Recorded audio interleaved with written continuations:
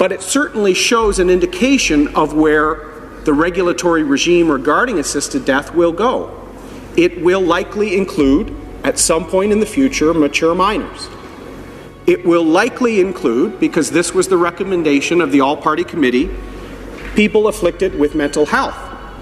And as a veterans advocate, Madam Speaker, for years before I joined Parliament and had the privilege of being the Veterans Minister, I have met dozens of veterans who would have been decisionally vulnerable when suffering from their depression, their post-traumatic stress disorder, or another operational stress injury, but who are now leading productive lives as mothers and fathers. Some return to their role in the military, and many are actually advocating and helping other veterans.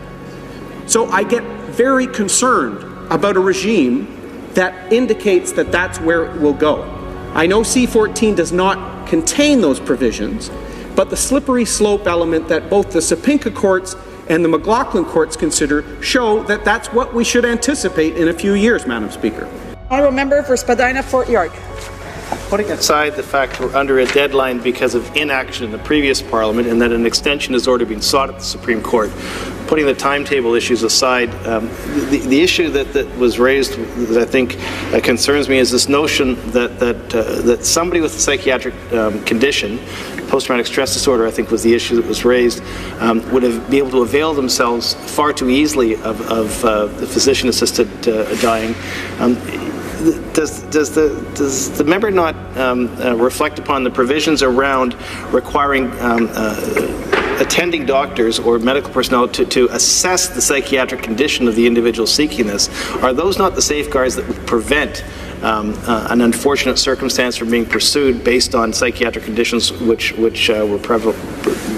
present when the request was made? Are those safeguards not significant enough to prevent a mistake from being made, and could they not be strengthened with further conversation in committee? The Honourable Member for Durham.